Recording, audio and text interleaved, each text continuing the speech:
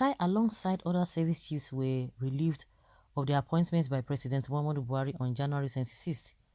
Lieutenant General Tukur Buratai retired on the 20th. The 20th Chief of Army Staff lobbied his way at the presidency and the Ministry of Foreign Affairs to be posted to neighboring Benin Republic for a number of reasons, military sources have informed Sahara reporters. Buratai, alongside the former Chief of Defense Staff General Abayomi Olonesakin, retired, former Chief of Naval Staff Vice Admiral Ibok Etse Ibas, retired, and former Chief of Air Staff Air Marshal Sadiq Abubakar, retired, were relieved of their appointments by President Muhammadu Buhari on January 26th. A week later, they were gifted with ambassadorial appointments, a decision condemned by a cross-section of Nigerians who believe that the former service chiefs should be probed, particularly on the controversial $1 billion arms fund released between 2018 and 2019. Military sources told Sahara reporters that one of the reasons Buratai, whose tenure was marred with complaints of non-payment of soldiers' allowances as well as poor fighting weapons, lobbied Benin Republic, was to keep his eye on military activities and decisions in Nigeria. The former army chief has his loyalists and stooges in the Nigerian army, expectedly, who will stop nothing to ensure that the infractions of his tenure remain covered up. Buhari's administration cannot probe Buratai, certainly because his loyalists know how to hide and manipulate the records. Buratai must be close by so that he can pull the strings to ensure that no probe or investigation is traced to him. Hence, is lobbying to be in Benin Republic, a source said.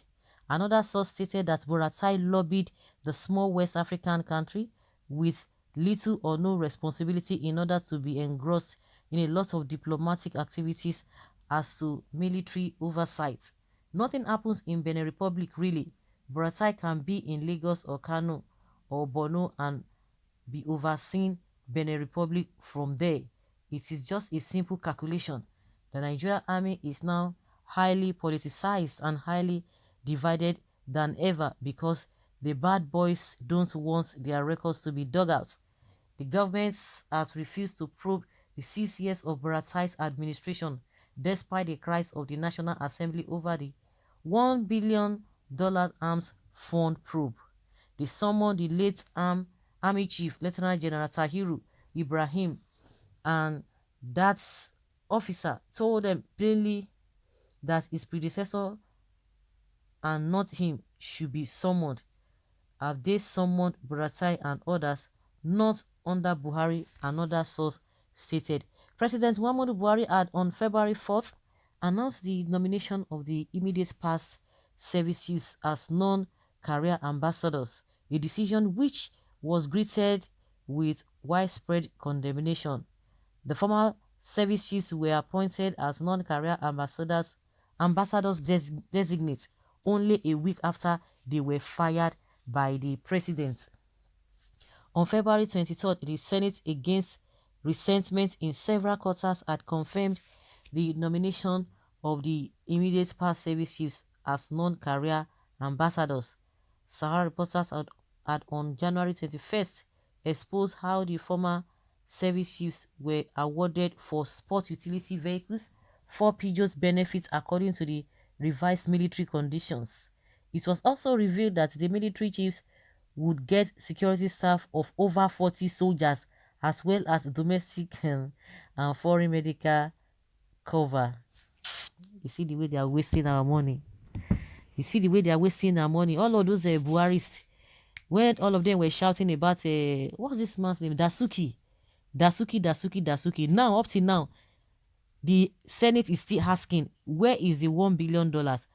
They called the late Chief of Army Staff. He said, why can you call me? I don't know anything about it.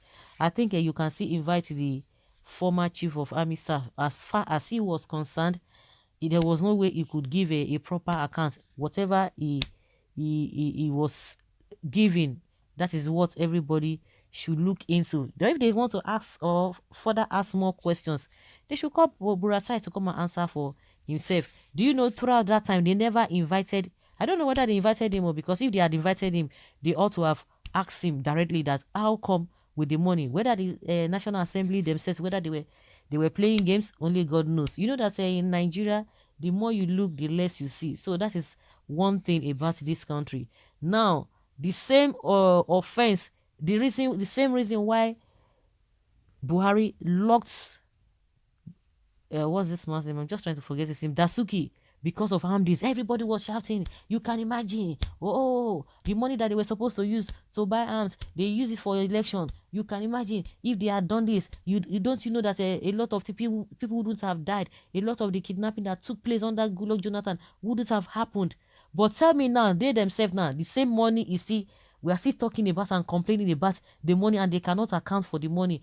But see the level of insecurity that we are experiencing. So who is deceiving who? Buhari came on the mantra of a want to fight corruption, want to bring about change, but all of us can see where it has landed everybody. Nothing lasts forever. Buratai must go to prison. Just wait after 2023. This is why they killed General Attahiru. Anyway, Buhari is also a thief. May God condemn them to death immediately as a payback for killing Attahiru. The Senate is the problem. Just like I said, whether all of them, whether they are playing to the gallery. Now the source, the information is being gotten from military source. Of course, they know themselves.